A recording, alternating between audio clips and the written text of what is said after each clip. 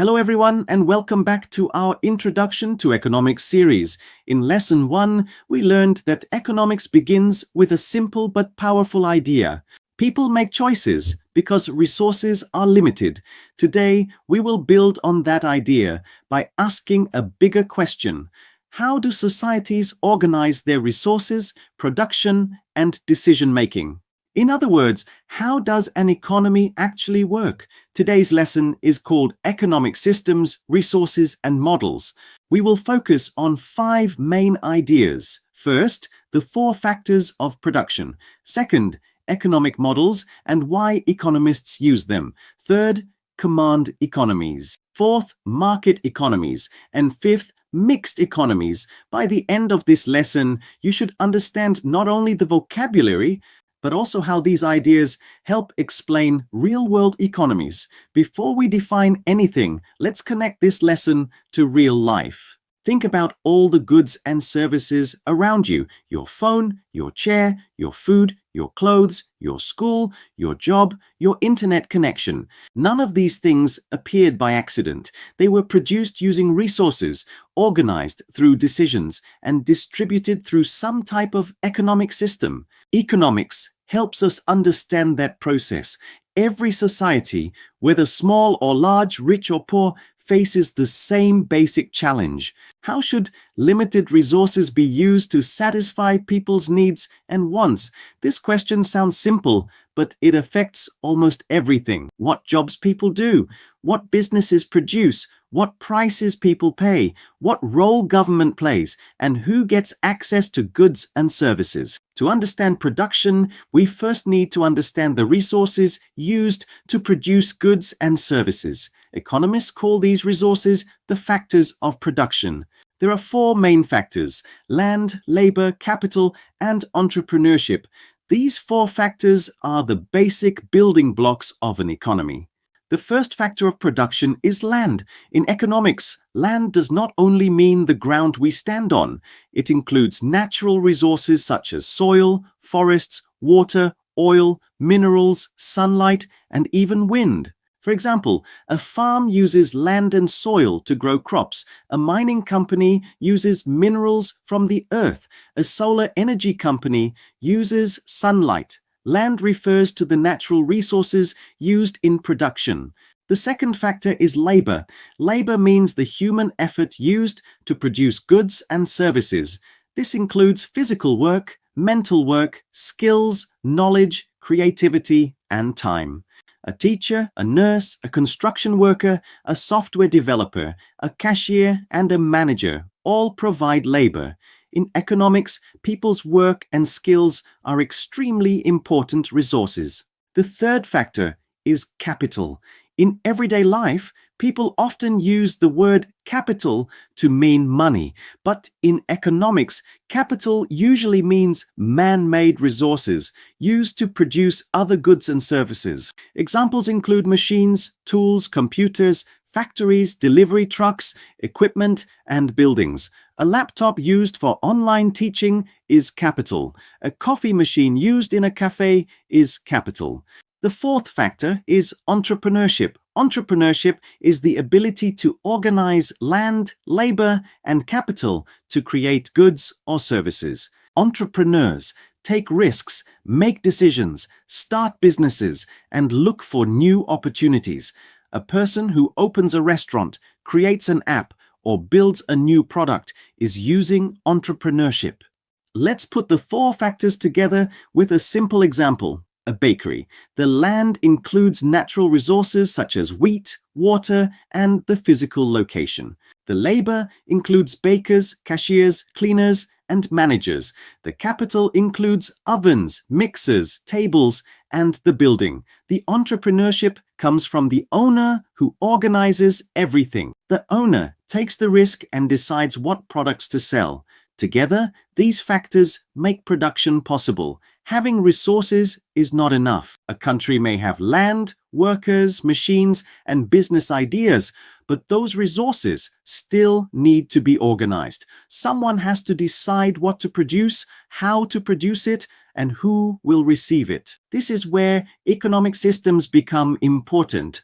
Before we discuss economic systems, we need to talk about another important tool economists use: economic models. Before we discuss economic systems, we need to talk about another important tool economists use: economic models. Economies are complicated. Millions of people, businesses, and governments make decisions every day. Because the real world is complex, economists use models to simplify reality and understand important relationships.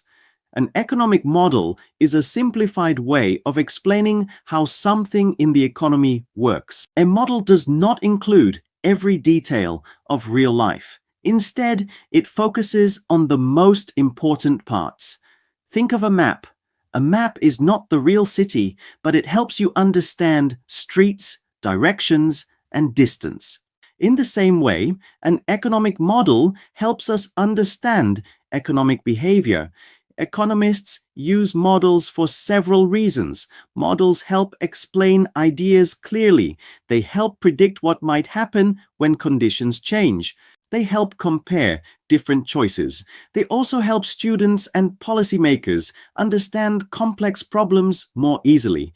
A good model does not explain everything, but it helps us focus on what matters most. For example, when economists study supply and demand, they often use a simple model of buyers and sellers. The model helps explain how prices may change when demand increases or when supply decreases. Of course, real markets are more complicated than a simple model, but the model gives us a starting point for understanding prices and behavior. It is also important to understand that models have limits. Since models simplify reality, they may leave out details such as culture, politics, emotions, history, or unexpected events. This does not make models useless. It means we must use them carefully. A model is a tool, not a perfect copy of the real world. Now that we understand resources and models, let's return to economic systems. An economic system is the way a society organizes production, distribution, and consumption. In simple terms, it is how a society answers three major questions: what to produce, how to produce, and for whom to produce. The first question is, what should be produced? Should society produce more food, housing, cars, computers, schools, or hospitals? The second question is, how should goods and services be produced? Should production use more workers, more machines, or more technology? The third question is, for whom should goods and services be produced? Who receives the products, services, and opportunities in society? One way to answer these questions is through a command economy. In a command economy, the government makes most major economic decisions. The government may decide what goods will be produced, how much will be produced, what prices will be used, and where people may work. In a command economy, central planners try to organize the economy according to national goals. For example, they may focus on building factories, producing military equipment, or expanding public housing.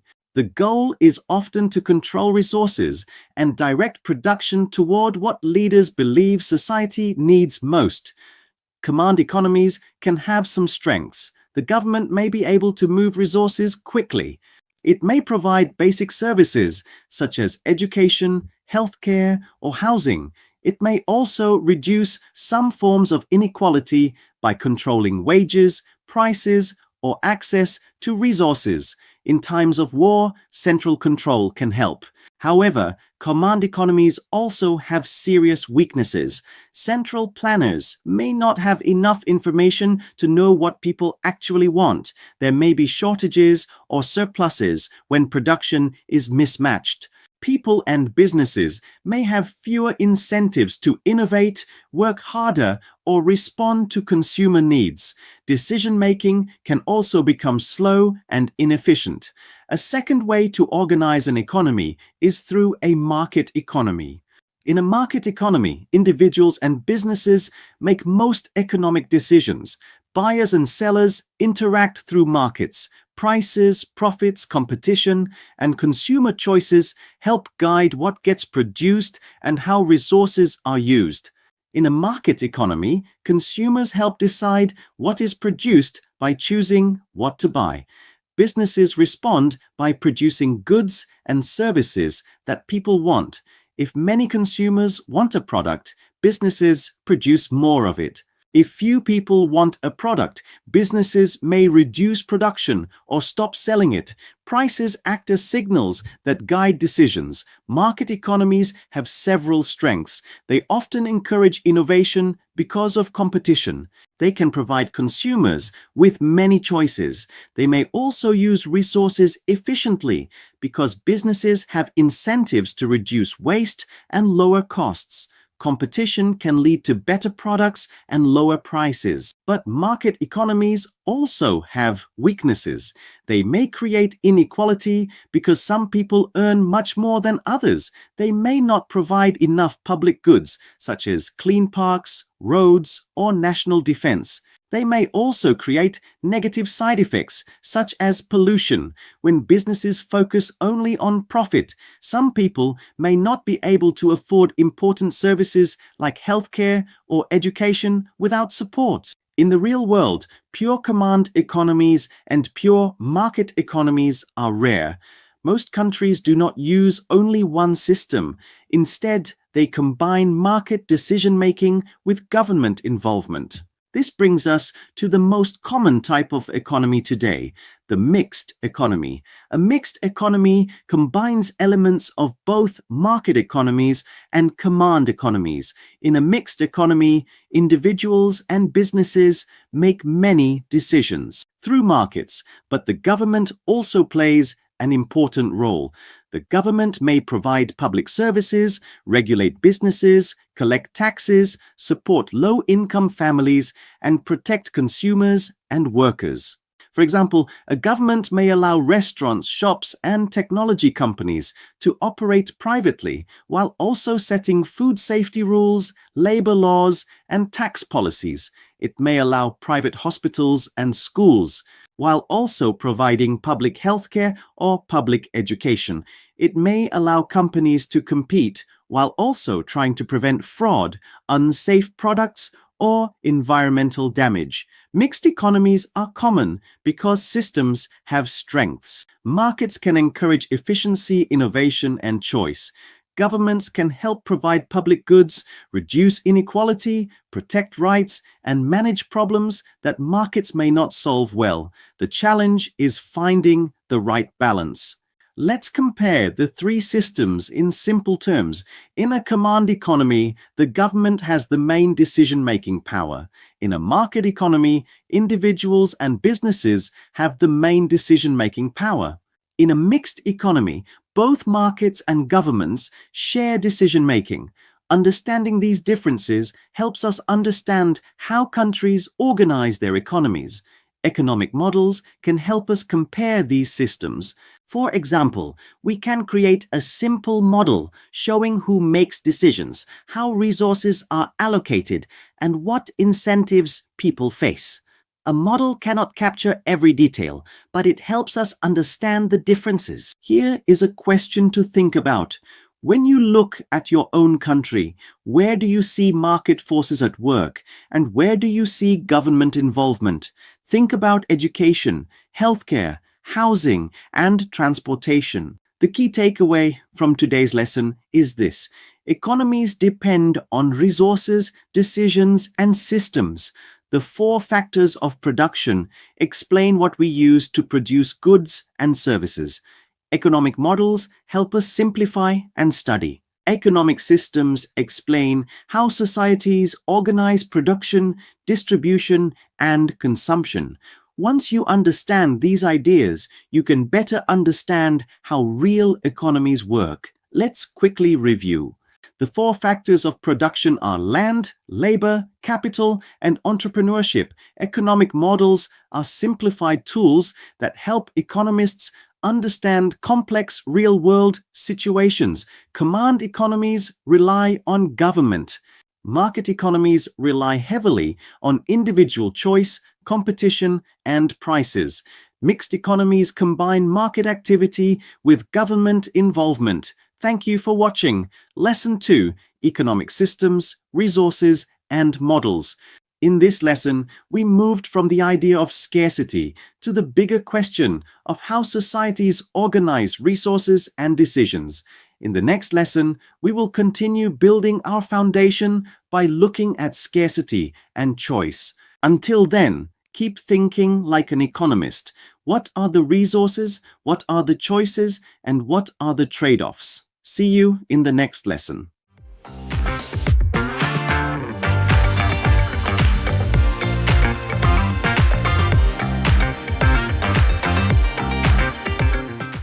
Question number 1. Which of the following is one of the 4 factors of production? Let me give you a hint. Think about the resources used to produce goods and services.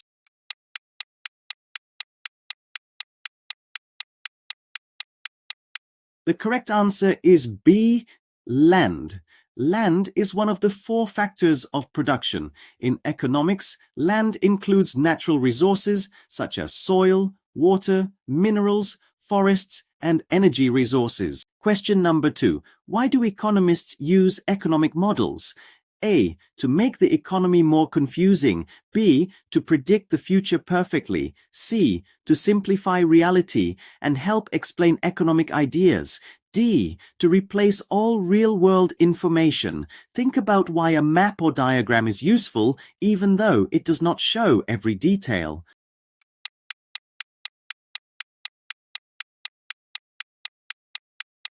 The correct answer is C. To simplify reality and help explain economic ideas. Economic models help economists simplify complex real-world situations so they can better understand, explain, and analyze economic behavior. Moving on to question number 3. In a command economy, who usually makes the major economic decisions? Think about the word command. Who gives the instructions or controls the main decisions?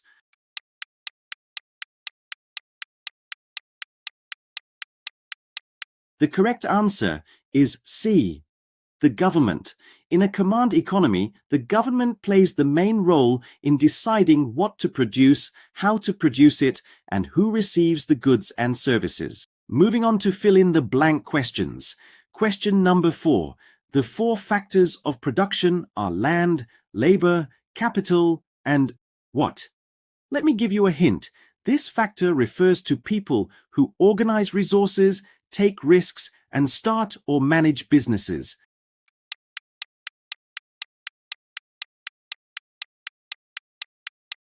If you said entrepreneurship, you're absolutely correct. Entrepreneurship is the factor of production that brings land, labor, and capital together to create goods and services. Here's question number 5.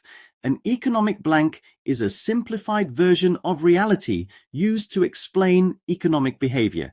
Here's your hint. Economists use this like a simple diagram, map, or example to understand a bigger idea.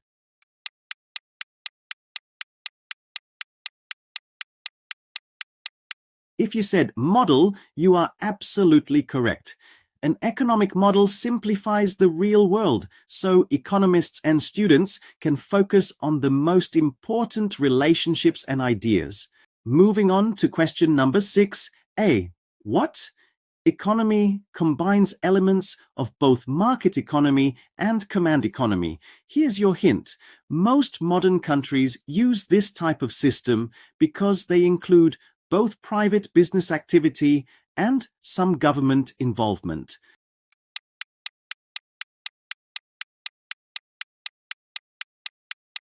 If you said mixed, you are absolutely correct. A mixed economy includes both market forces and government involvement. Most real-world economies are mixed economies. Moving on to fill in the blank questions. Question number 7. Can you explain the 4 factors of production in your own words? Think about the basic resources needed to produce goods and services: natural resources, human work, tools or machines, and business organization.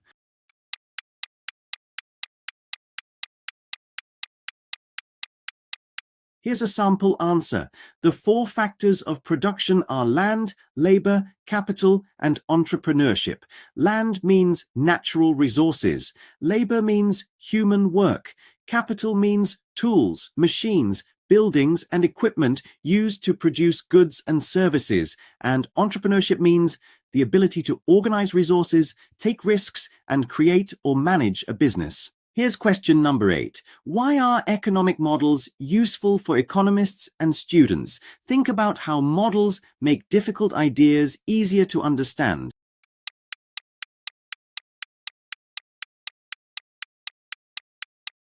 Here's a sample answer. Economic models are useful because they simplify complex real-world situations. They help economists and students focus on important ideas, explain relationships, and understand how people, businesses, or economies may behave. Here's your final question. Question number 9. What is the main difference between a command economy, a market economy, and a mixed economy?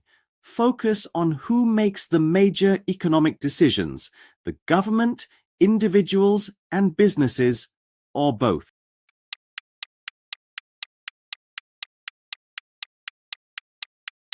Here's a sample answer. In a command economy, the government makes most major economic decisions. In a market economy, individuals and businesses make decisions through buying and selling. In a mixed economy, both markets and the government play important roles. Great job! You made it to the end of today's lesson on economic systems, resources, and models, and completed the quiz challenge. Thank you for watching today's lesson. Until next time, take care.